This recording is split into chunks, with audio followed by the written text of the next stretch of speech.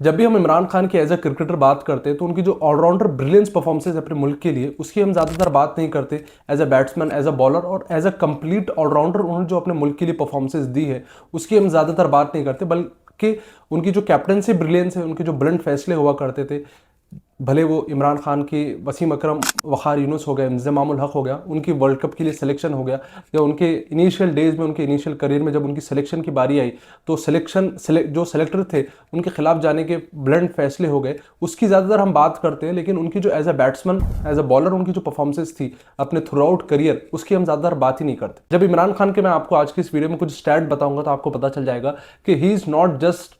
The greatest cricketer of Pakistan, बल्कि he is one of the greatest cricketer to ever have played the game. यानी जो पाकिस्तान की तरफ से तो नो डाउट वो सबसे बेस्ट क्रिकेटर है, पाकिस्तान की तरफ से सबसे बेस्ट ग्रेटेस्ट क्रिकेटर है। लेकिन जो दुनियावी क्रिकेट है, इंटरनेशनल क्रिकेट की हम बात करें, दुनिया के हर ममालिक की अगर से हम बात करें तो उनके जो ग्रेटेस्ट क्रिकेटर है उस लिस्ट में भी इमरान खान टॉप 3 टॉप 4 में आते हैं। वो क्यों आते हैं वो मैं आपको बताता हूँ। 1982 से लेकर 1992 तक का जो उनके करियर के लास्ट 10 साल का फेज था, उस टाइम पर इमरान खान की जो बैटिंग एवरेज थी वो उस टाइम के जो सबसे ग्रेटेस्ट बैट्समैन थे, यानी दुनियाई क्रिकेट के जो आज तक की तारीख के क्रिकेट की तारीख के जो सबसे ग्रेटेस्ट बैट्समैन थे, that is sir Vivian Richards. उस टाइम के तो वो नो डाउट सबसे ग्रेटेस्ट क्रिकेटर थे। तो उनसे ज्यादा अपने करियर के आखिरी 10 साल में इमरान खान की जो एवरेज थी, बैटिंग एवरेज, वो उनसे ज्यादा थी। यानी सर विवियन रिचर्ड्स से ज्यादा एवरेज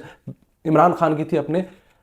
करियर के लास्ट 10 साल में, जो कि 50 प्लस थी। 51 की उनकी एवरेज थी एज अ बैट्समैन। अगर मैं आपको एग्जैक्ट नंबर बताऊं तो 51.34 की उनकी आखिरी के 10 साल में उनकी बैटिंग एवरेज थी। और उसी टाइम पर अपने करियर के आखिरी 10 सालों में उनकी जो बॉलिंग परफॉर्मेंसेस थी, बॉलिंग एवरेज थी, वो 20 की थी। अगर से एग्जैक्ट नंबर मैं आपको बताऊं तो 19.16 की उनकी एवरेज थी अपने करियर के आखिरी 10 सालों में। तो ये जो स्टैट्स है वो आप अंदाजा लगाएं कि जो Imran Khan as a all-rounder थे, उस टाइम के जो ग्रेटेस्ट बैट्समैन थे that is sir Vivian Richards, और उस टाइम के उस एरा के जो सबसे ग्रेटेस्ट बॉलर थे that is sir Malcolm Marshall, उन दोनों से ज्यादा उनकी एज अ ऑलराउंडर परफॉर्मेंसेस थी। एज अ बैट्समैन उनकी सर विवियन रिचर्ड्स से ज्यादा एवरेज थी, और as a bowler sir Malcolm Marshall से ज्यादा उनकी बेहतर बॉलिंग एवरेज थी। ये जो स्टैट है वो इटसेल्फ बता देता है इमरान खान की ग्रेटनेस के बारे में कि आप उस एरा के सबसे बेहतर बैट्समैन से ज्यादा बैटिंग एवरेज आपकी है, और उस एरा के जो सबसे बेहतर बॉलर है उनसे बेहतर आपकी बॉलिंग एवरेज है। तो ये जो स्टैट है वो इटसेल्फ बता देता है कि Imran Khan as a cricketer one of the greatest cricketer to ever have played the game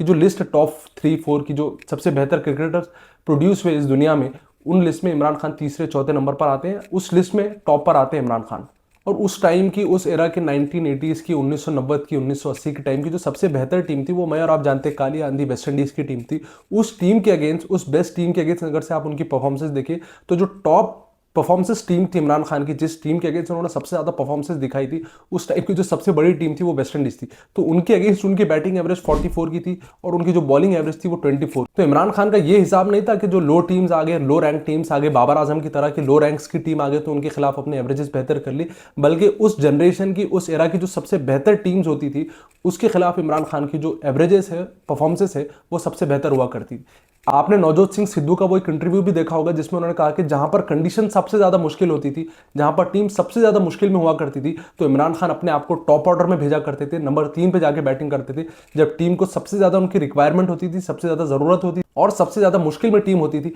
तो इमरान खान अपने आप को नंबर 3 पे प्रमोट किया करते थे। तो उनके करियर के आखिरी के 8 सालों का अगर से मैं आपको स्पेसिफिक रिकॉर्ड बताऊं, स्पेसिफिक सीक्वेंस में अगर से उनका रिकॉर्ड बताऊं, तो दिसंबर 1980 से लेके 1988 के अप्रैल मंथ तक उनके जो 8 साल के ये जो टाइम पीरियड था, 1980 के दिसंबर से लेके 1988 के अप्रैल तक के ये जो 8 साल का करियर था, 8 साल का जो उनके करियर का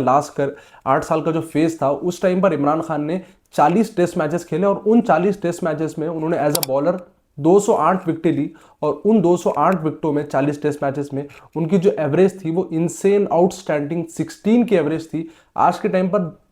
हालांकि ये बैटिंग एरा है, बैट्समैन को ज्यादा फेवर किया जाता है, 23-24 की एवरेज बहुत ज्यादा अच्छी मानी जाती है। उस टाइम पर हालांकि टेस्ट मैचेस बहुत कम खेले जाते थे, लेकिन उस टाइम पर 16 के एवरेज होना उतने ग्रेटेस्ट बैट्समैनों के अगेंस्ट, उतने बड़े बड़े बैट्समैन के अगेंस्ट, 16 की एज अ ऑलराउंडर बॉलर होते हुए एज अ ऑलराउंडर उनकी एवरेज जो थी वो 16 की थी। 40 टेस्ट मैचेस में उन्होंने 1980 से लेकर 1988 के बीच में उन्होंने 40 टेस्ट मैचेस में 208 विकेटें ली। ये तो हो गया उनका एज अ ऑलराउंडर परफॉर्मेंसेस। लेकिन जब भी हम उनके एज अ कैप्टन की बात करते हैं तो जो 3 उनके करियर के जो सबसे फेमस किस्से, जब उन्होंने वसीम अकरम को, वक़ार यूनुस को और इंज़मामुल हक को अपने करियर में सेलेक्ट किया, तो वो बताता है कि इमरान खान क्यों इतने ज़्यादा ग्रेट कैप्टन थे। इमरान खान खुद अपनी एक स्पीच में बताते, 1984-1985 में जब पाकिस्तान ने न्यूजीलैंड का दौरा करना था, तो पाकिस्तान की टीम सेलेक्ट हो चुकी थी। इमरान खान ने प्रैक्टिस के लिए, हालांकि उस टाइम पर जावेद मियाँदाद पाकिस्तान टीम के कैप्टन थे, लेकिन सिलेक्शन के लिए नेट में बॉलिंग करने के लिए अलग अलग क्लब्स थे, उन्होंने अलग अलग क्लब से बॉलर को बुलाया था। तो उस टाइम पर जब वसीम अकरम क्लब लेवल के जो क्लब से उन्होंने बॉलर मंगवाए थे, उसमें नेट्स में वसीम अकरम बॉलिंग कर रहे थे, और जो सेलेक्टेड प्लेयर्स थे, सेलेक्टेड बॉलर्स थे, उनसे ज़्यादा अच्छी बॉलिंग नॉन सेलेक्टेड वसीम अकरम थे वो कर रहे थे। हालांकि उस टाइम पर वसीम अकरम ने कोई डोमेस्टिक का मैच नहीं खेला था, कोई अंडर 19, अंडर 14, अंडर 16 की क्रिकेट नहीं खेली थी, लेकिन क्योंकि वो इतनी ज़्यादा बेहतर बॉलिंग कर रहे थे और इमरान खान को, आगे कैप्टन जावेद मियाँदाद थे, लेकिन इमरान खान ने उनके टैलेंट को परख लिया कि ये शायद पाकिस्तान के लिए जाके आगे बहुत अच्छा परफॉर्मेंस करे, तो उस टाइम पर इंसिस्ट किया था उन्होंने सेलेक्टर्स को, जावेद मियाँदाद को, कि इसे 1984-1985 का जो न्यूजीलैंड का दौरा था उसमें वसीम अकरम को सेलेक्ट किया जाए। सेम इंटरव्यू में इमरान खान वक़ार यूनुस की सिलेक्शन की स्टोरी भी बताते हैं कि वक़ार यूनुस कैसे सेलेक्ट हुए। एक बार इमरान खान साहब खुद कहते हैं कि वो एक टाइम पर बीमार थे, बीमारी के टाइम पर उन्होंने टीवी ऑन किया और पाकिस्तान की कोई डोमेस्टिक का टूर्नामेंट चल रहा था, डोमेस्टिक के मैचेस चल रहे थे, तो उन मैचेस में उन्होंने देखा कि एक बॉलर बहुत ज़्यादा तेज़ बॉलिंग कर रहा है, बहुत अच्छी बॉलिंग कर रहा है। अब जब उनकी तबीयत अच्छी हुई तो वहाँ के मैचेस का उन्होंने एड्रेस निकाला कि कहाँ पे मैचेस चल रहे थे, वहाँ पे जाके उन्होंने पता किया तो किसी को पता ही नहीं कि वो बॉलर कौन है। जब बहुत ज़्यादा उन्होंने पता किया तो पता चला कि वो वक़ार यूनुस था, तो फिर उनकी भी सिलेक्शन पाकिस्तान टीम में हुई। तो इस तरह वसीम अकरम और वक़ार यूनुस का सिलेक्शन और उनका जो टैलेंट था वो रिकॉग्नाइज किया इमरान खान ने। 1992 जब इमरान खान की करियर का सबसे इंपॉर्टेंट ईयर कहें तो शायद गलत नहीं होगा, क्योंकि उन्होंने एज अ कैप्टन पाकिस्तान को वर्ल्ड कप जितवाया। जब वर्ल्ड कप की लिए टीम जा रही थी तो उनके क्रिकेट में कुछ स्काउट्स होते, इमरान खान के कुछ क्रिकेट में स्काउट्स पड़े हुए थे। उन्होंने कई लोगों से कहा कि यार मैं जब वर्ल्ड कप खेलने के लिए जा रहा हूँ तो मुझे एक अच्छे बैट्समैन की जरूरत है। तो किसी उनके स्काउट के मेंबर ने, किसी उनके पहचान के आदमी ने उनसे कहा कि एक मोटा सा है जो बहुत अच्छी बैटिंग की जिसे सेंस है, आप उसे बैटिंग करते हुए देखिए, अगर से आपको लगे इसके अंदर टैलेंट है, ये खेल सकता है वर्ल्ड कप, तो इसे आप वर्ल्ड कप के लिए सेलेक्ट कर सकते हैं। तो इमरान खान ने उनकी बैटिंग देखी, उन्हें बुलाया कि वर्ल्ड कप के लिए हमें टीम जा रही, मैं उसकी बैटिंग देखना चाहता हूँ, बहुत ज़्यादा मैंने उसका नाम सुना है। तो इमरान खान ने जब उसे 5 या 10 मिनट बैटिंग करते हुए देखा इंज़मामुल हक को, तो उन्होंने डायरेक्ट कहा कि इंज़माम तुम वर्ल्ड कप खेलो। तो ये इमरान खान की आई टैलेंट था, वो इस तरह टैलेंट को परख लिया करते थे, ये उनकी कैप्टनसी एबिलिटी थी, ये उनकी टैलेंट को परखने की उनकी सलाहियत थी। अब जब उन्होंने इंज़मामुल हक को पिक किया तो बहुत ज़्यादा जो उस टाइम की जो सिलेक्शन कमेटी के मेंबर थे, जो सेलेक्टर थे, वो बहुत ज़्यादा नाराज़ हो गए कि यार इसे क्या बैटिंग का पता होगा, इसकी तो कोई फिटनेस भी नहीं है। लेकिन इमरान खान ने फिटनेस के ऊपर उनके टैलेंट को तरजीह दी, प्रायोरिटी दी। और जो, हालांकि इमरान खान उस टाइम पर अपनी पीक पर थे, वो खुद उस सेम इंटरव्यू में ये कहते हैं कि सेलेक्टर ने मेरे ऊपर ये इल्ज़ाम लगाया कि इमरान खान ने सिफारशी लड़के को पिक कर दिया है वर्ल्ड कप के लिए, और